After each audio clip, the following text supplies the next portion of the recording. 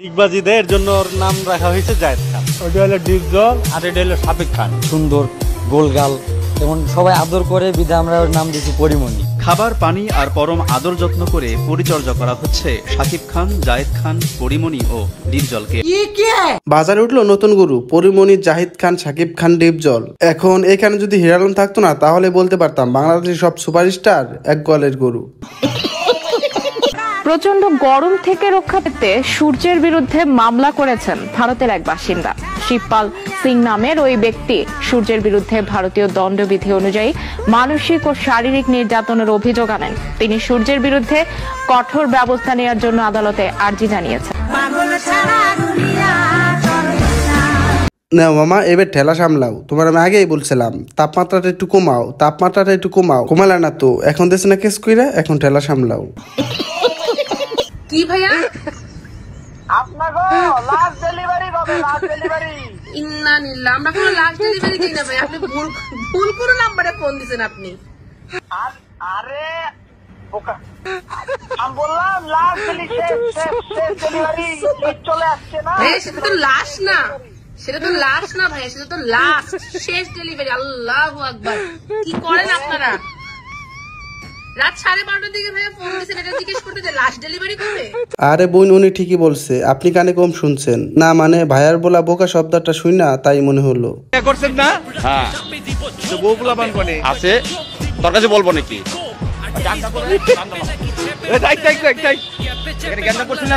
না না, এখানে বাড়ি না তোমার, ওনারে চেনেন?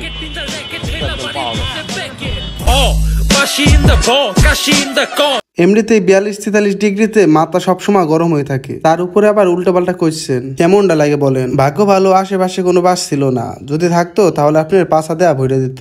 ক্রিম মুখে মাখা যায় না। কোন ক্রিম মুখে মাখা যায় না?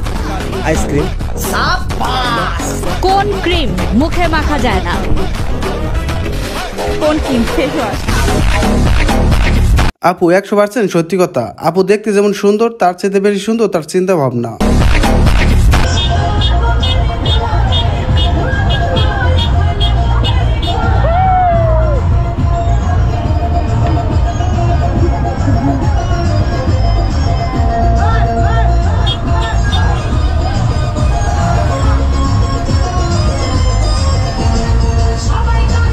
এই গরমে জ্যামের মধ্যে বোর হওয়ার সময় যদি পাশ থেকে বাজে আবার মিউজিক, তাহলে কি নিজেকে আর কন্ট্রোল করা যায় বলেন? নোরা ফাতেহি তার হাজবেন্ড হিসেবে এমন একজনকে প্রেফার করে যে আল্লাহকে ভয় করে, সুবহানাল্লাহ পড়ে। নোরা ফাতেহি যে হচ্ছে একজন কানাডিয়ান ডান্সার, এক কথায় বলিউড আইটেম গার্ল, সেও তার 30-32 বছরের ছোট্ট এই জীবনের এক্সপিরিয়েন্স অনুযায়ী এতটুকু রিয়েলাইজ করতে পেরেছেন যে যেই পুরুষের হৃদয়ে আল্লাহর ভয় নাই সে মিলিয়নিয়ার হতে পারে, বিলিয়নিয়ার হতে পারে, বাট লাইফ পার্টনার হিসেবে কখনো পারফেক্ট হতে পারে না। আমার মনে হয় আপনার জন্য একদম পারফেক্ট। এক কাজ করেন, এনাকে আপনি বিয়ে কইরা ঘরের মধ্যে হালাল ডান্স দেখেন, আপনার জন্য উপযুক্ত পাত্রী। কেন আপনার সমস্যা? ভিডিও করলে আপনি পাবলিক প্লেসে আসছেন, পাবলিক প্লেসে চাঁদাবাজি করতেছেন, আর ভিডিও করলে দোষ। এটা চাঁদাবাজি না? আপনি ব্যাংক থেকে 100 টাকা নিলেন কেন? আপনি ব্যাংক থেকে 100 টাকা নিলেন কেন? জরিমানা? আপনি জরিমানা করেন কে? না, আপনি জরিমানা করেন কে? ভাইয়াটা আজকে ধরা খেয়ে গেছে। প্রত্যেকদিন উইরে উইরে এসে ধান খেয়ে যাবে, আর কেউ কিছু বলবে না। তবে ধন্যবাদ ভাইকে এই দুষ্টু মহিলার ফেসটা সবার সামনে দেখানোর জন্য।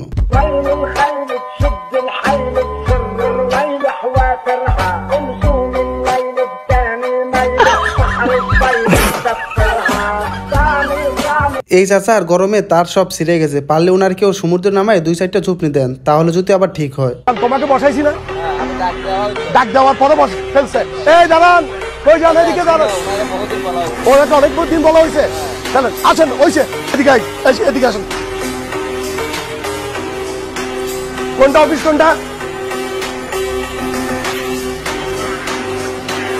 আপনাদের? এটা আপনার, এটা অফিস আপনাদের? এখানে এখানে ওয়ালাইকুম আসসালাম। ফেলে দেন। সেলুট ভাই, এদেরকে এইভাবে শিক্ষা দেওয়া উচিত। 5 মিটার দূরত্ব ডাস্টবিন থাকতেও তারা পরিষ্কার জায়গাটা নোংরা করবে। এদেরকে খালি এইভাবে শিক্ষা না জরিমানা করা উচিত, তাহলে টাকার ভয়তে সব সোজা হয়ে যাবে। স্টুডেন্ট যখন বলে এই গরমে ক্লাস করা যাবে না, লে প্রিন্সিপাল প্রযুক্তি ব্যবহার করে লাগে বৃষ্টি নামাবো।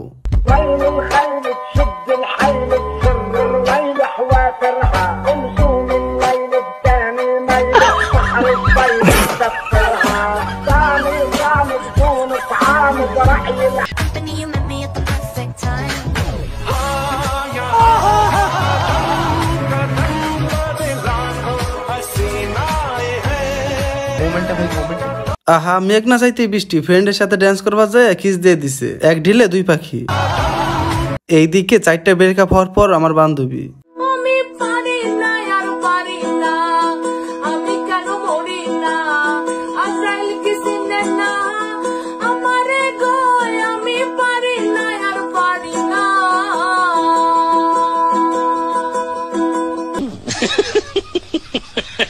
ফিলিস্তিনি পতাকা দিয়ে পাত্তা ফাঁদে পড়ে আহত হলেন এক ইসরায়েলি নাগরিক। দখলকৃত পশ্চিম তীরে এই ঘটনা ঘটেছে।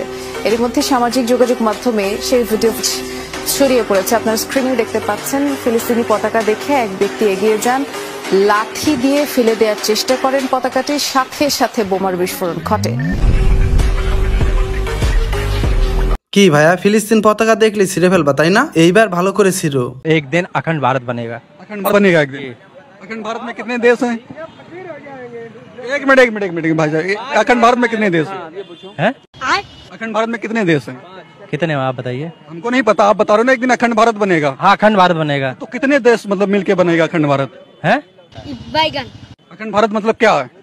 अब हम इतना नहीं समझ पाएंगे आपको, मतलब अब हमसे पूछोगे तुम कैसे पैदा हुए, तो हम बता देंगे उसको क्या। আহা, মামাই কট খাই গেছে, অখণ্ড ভারত করার স্বপ্ন দেখতেছে, আর এইদিকে অখণ্ড ভারত করতে কয়টা দেশ লাগে সেইটাই জানে না। একেই বলে মনে মনে কলা খাওয়া।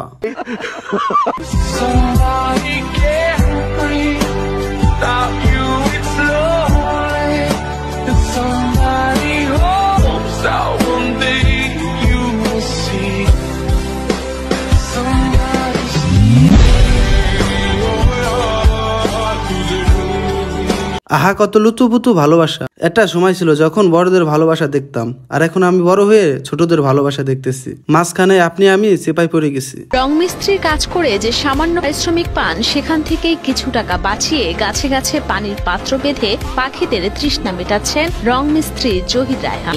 আমি হচ্ছে একজন রং মিস্ত্রি, একজন আর্টিস্ট। তো আমি 700 টাকা হাজিরে কাজ করি। পান খাই না, সিগারেট খাই না, মানে ধূমপান জাতীয় খাই না। আমি যদি ধূমপান করতাম তাহলে দিন 100 থেকে 200 টাকা লাগতো।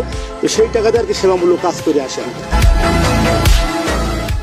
আসলে সবার উপর মানুষ সত্য, তাহার উপর নাই। এরাই হচ্ছে সোনার বাংলা, সোনার ছেলে। মন থেকে ভালোবাসা এই ভাইয়ের জন্য। গাইজ, ভিডিওটা এখানে শেষ করতেছি। আপনাদের কাছে ভিডিওটা কেমন লাগছে অবশ্যই কমেন্ট করে জানাবেন, আর আমার চ্যানেলটা অবশ্যই সাবস্ক্রাইব করবেন। ফেসবুক থেকে দেখলে অবশ্যই ফলো করবেন।